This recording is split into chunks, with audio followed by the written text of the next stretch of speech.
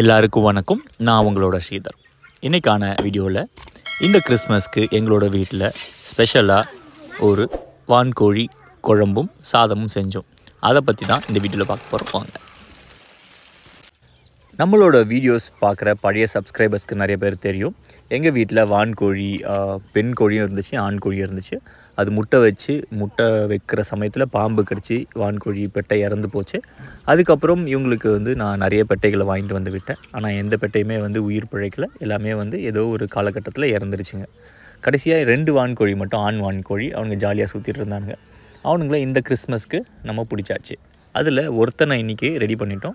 இன்னொருத்தனை அடுத்து பொங்கலுக்கு வீட்டு வச்சாச்சு. இவனுங்களுக்கு கிட்டத்தட்ட 4 வயசு ஆகிடுச்சுங்க. இதுக்கு மேலேயும் வச்சுருந்தா ரொம்ப வயசாகிடும். அதுக்கப்புறம் யாருக்குமே அந்த கறியும் யூஸ் ஆகாது. அதனால் சரி நம்ம ஒன்று ஒன்றா நம்ம சாப்பிட்றலான்னு சொல்லி இன்றைக்கி இவங்கள ரெடி பண்ண ஆரம்பித்தாச்சு. எப்பயுமே வான்கோழி வச்சு பிரியாணி தான் பண்ணுவோம். ஆனால் அந்த பிரியாணியில் அந்த கறி வேகிறதுக்கு ரொம்ப லேட் ஆகும். அதுவும் இல்லாமல் இந்த வான்கோழி வயசு ஜாஸ்தி அப்படின்றதுனால நம்ம இதை குக்கரில் போட்டு நம்ம கிரேவியாகவே பண்ணிக்கலாம் அப்படின்னு சொல்லி இவங்களை எடுத்தாச்சு. வான்கோழி முதல்ல வெயிட்டு போடும்போது கிட்டத்தட்ட 6.5 கிலோ இருந்துச்சு. அதுக்கப்புறமா க்ளீன் பண்ணி எல்லாம் பண்ணி முடித்ததுக்கப்புறமா நம்ம வெயிட் போடும்போது கிட்டத்தட்ட ஒரு 4.5 கிலோ வெயிட் இருந்தாங்க.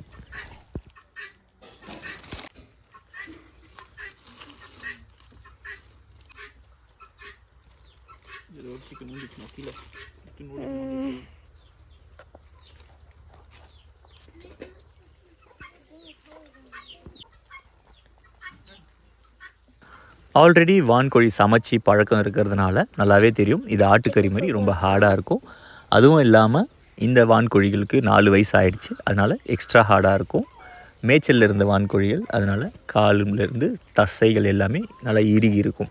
அந்த ஒரு காரணத்தினால இவங்களை குக்கரில் போட்டு ஒரு 7 விசில் 8 விசில் வச்சா தான் அவங்க சாஃப்டாக ஆவாங்க. ஒரு வழியாக லெக் பீஸை 2ஆக கட் பண்ணி உள்ளே போட்டு அடைச்சி நம்ம குக்கரை வேக வைக்க ஆரம்பித்தாச்சு. அதுக்கப்புறம் இந்த சைடில் நம்ம குழம்புக்கான விஷயங்களை ரெடி பண்ணிட்டோம். ஆஸ்கர் ரொம்ப ஆசையாகவே, அப்பா அன்றைக்கி பிரியாணி தேஜஸ் செஞ்சான், இன்றைக்கி நான் குழம்பு நான் செய்யட்டுமா அப்படின்னு கேட்டான். சரி ஓகேடா, அடுப்பில் செய்கிறோம், கொஞ்சம் புகை வருமே, பரவாயில்ல, நான் அட்ஜஸ்ட் பண்ணிக்கிறேன் அப்படின்னு சொல்லி அவன் கிண்ட நான் ஒரு விஷயமா போட்டுட்டு எவ்வளோ போடணும்னு அவங்ககிட்ட சொல்லி கொடுத்துட்டு இருந்தேன்.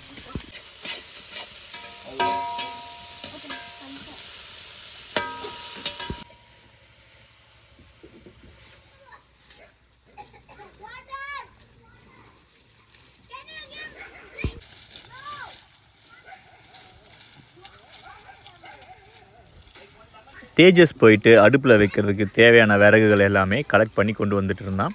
ஈச்சை மரத்தோட மட்டை, பனை மரத்தோட மட்டையெல்லாம் எடுத்துகிட்டு வந்தான். ஏன்டா அப்படின்னு கேட்டால், இதுதான் ஃபாஸ்ட்டாக எரியும், நல்லா ஹீட் நல்லா வரும், கறி நல்லா வேகும்பா அப்படின்னா. சரி ஓகேடா அப்படின்னு சொல்லி அதை வச்சு நம்ம செய்ய ஆரம்பித்தாச்சு.